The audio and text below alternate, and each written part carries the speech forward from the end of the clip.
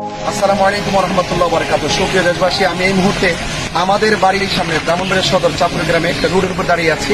রোডের চতুর্পাশ কিন্তু পানিতে একদম প্রবেশ করেছে এবং স্রোতের পানি কিন্তু এই দিকে প্রবেশ করছে।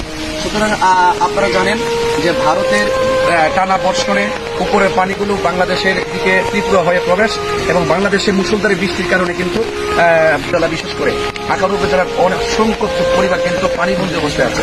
এবং পাশাপাশি আপনারা জানেন যে হবিগঞ্জের খোয়াই নদীর পার অতিক্রম করে কিন্তু পানি বিপদসীমার উপরে অতিক্রম করছে। সুতরাং আমি আপনাদের দেশবাসীকে সকলকে বলবো, আজকে যারা পানিবন্দী হয়েছে এবং বন্যার কবলিত পানির কারণে যারা গৃহবন্দী এবং যারা খাবার সংকট, বসবাসের সংকট, আপনারা সবার জন্য খাস করে আল্লাহর কাছে দোয়া করবেন। এবং পাশাপাশি এতটুকু বলবো, আপনারা ট্রল না করে আপনারা সকলে মানুষের বিপদে পাশে দাঁড়িয়ে যান। আজকে মানুষগুলা ঘরে ঘুমাতে পারছে না এবং অসংখ্য আপনার কাছে আখাউড়া একটা প্রেগনেন্সি মহিলা এই বৃষ্টির কারণে হঠাৎ পানি আসার কারণে কিন্তু মহিলাটা কিন্তু হসপিটালে কিন্তু ইন্তেকাল করেছেন।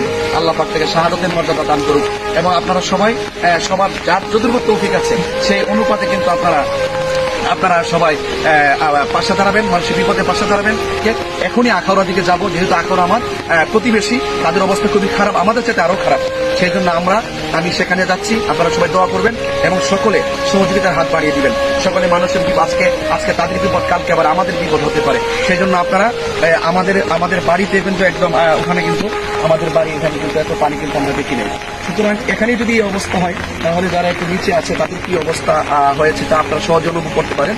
তো আপনারা সবাই আমাদের জন্য দোয়া করবেন এবং পাশাপাশি কোনো ধরনের ট্রল না করে আপনারা মানবিক যোদ্ধা হিসাবে মানুষের বিপদে মানুষের পাশে দাঁড়ান।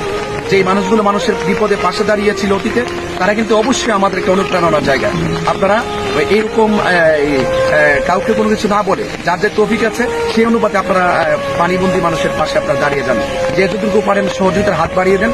এবং আমাদের আখারও অবস্থা খুবই খারাপ এবং আমাদের বাড়ির সামনে আমি 2004 সালের পরে এই 20 বছরের ভিতরে এত পানি আমাদের এখানে প্রবেশ করে নাই।